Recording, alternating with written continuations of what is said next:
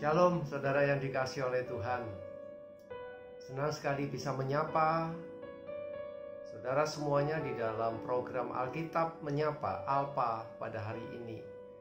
Nah, di dalam salah satu percakapannya dengan orang-orang Yahudi yang ternyata sangat membangga-banggakan, sangat meninggikan status mereka sebagai anak-anak Abraham atau keturunan Abraham secara jasmani, Tuhan Yesus itu mengatakan demikian kepada mereka. Aku tahu bahwa kamu adalah keturunan Abraham, tetapi kamu berusaha untuk membunuh aku karena firmanku tidak beroleh tempat di dalam kamu.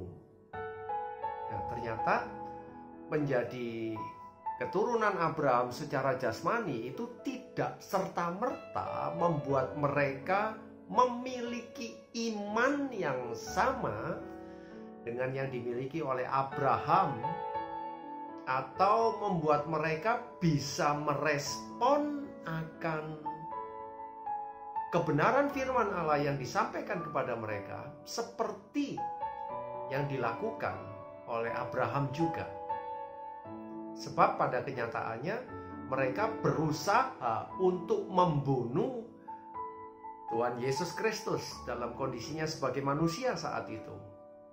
Ini satu hal yang tidak akan pernah mungkin dilakukan oleh Abraham apabila Abraham hidup sejaman dengan Tuhan Yesus Kristus. Kenapa?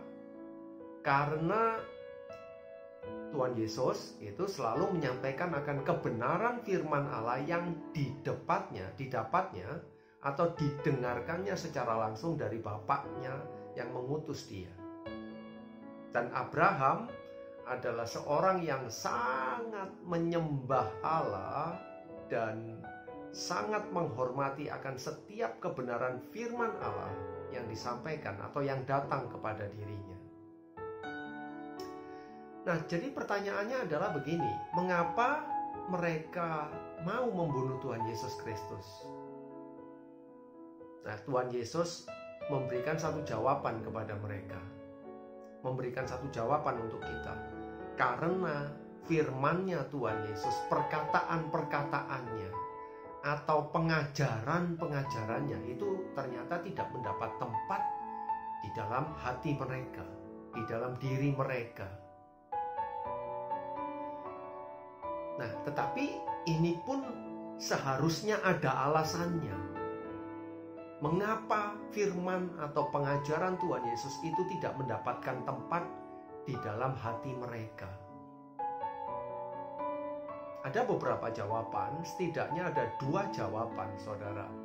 Yang pertama, itu adalah karena hati mereka itu sudah dipenuhi dengan iri dengki terlebih dahulu. Nah, hal ini tidak mengagetkan karena sejak kemunculannya, atau bisa kita lihat dari sejak kemunculan Tuhan Yesus di dalam pelayanan publiknya dalam catatan kitab Injil, maka mereka itu atau sebagian orang itu menjadi iri sekali kepada Tuhan Yesus karena ternyata respon masyarakat banyak terhadap pengajaran Tuhan Yesus itu sangat begitu baik sekali. Dan itulah yang membuat mereka menjadi tidak suka kepada Tuhan Yesus Kristus.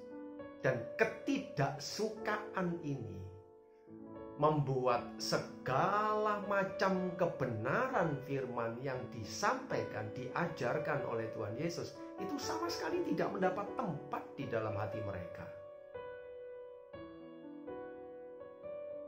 Jadi itu yang pertama. Yang kedua, mengapa mereka tidak bisa menerima kebenaran firman dari Tuhan Yesus Kristus?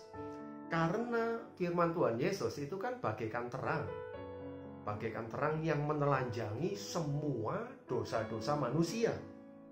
Sedangkan mereka itu termasuk orang-orang yang tidak suka ketika dosa-dosanya itu ditelanjangi oleh Tuhan Yesus Kristus. Hal ini kita bisa lihat di dalam seluruh catatan Injil. sangat dipenuhi ketidaksukaan mereka ketika Tuhan Yesus berkhotbah dan khotbah itu menelanjangi dosa mereka. Mereka menjadi marah, menjadi tidak terima, lalu benci, dendam, dan akhirnya ingin membunuh Tuhan Yesus. Nah, saudara, ini seharusnya menjadi satu pembelajaran untuk kita semuanya. Dalam arti, kita harus menjaga hati kita. Seperti yang sudah dikatakan di dalam Amsal, jagalah hatimu dengan penuh kewaspadaan, karena dari sanalah terpancar kehidupan. Kalau saudara dan saya tidak menjaga hati kita sedemikian rupa, lalu akhirnya kita menjadi iri, itu akan menyebabkan kita sulit untuk menerima kebenaran firman Tuhan. Apalagi dalam status kita sebagai pendengar firman dan orang tersebut sebagai pengkhotbah atau penyampai firman Tuhan. Siapapun itu, saudara, siapapun. Oke ya, setiap orang yang sudah tidak suka lebih dulu kepada pengkhotbahnya, maka setiap kebenaran firman Tuhan yang diuraikan, apapun bentuknya, pasti sulit untuk diterima di dalam hati orang tersebut. Hati-hati. Sekali lagi, jaga hatimu dengan penuh kewaspadaan, karena dari sana terpancar kehidupan. Nah, kalau hati sudah dijaga, maka teguran firman yang datang pun akan bisa dipandang sebagai sesuatu yang datangnya dari Allah melalui pengkhotbah tersebut.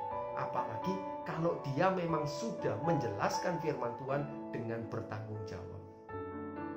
Kiranya melalui perenungan akan firman Tuhan ini, kita diingatkan kembali untuk hati-hati terhadap diri kita, hati-hati terhadap hati kita. Tuhan Yesus memberkati kita semuanya. Amin.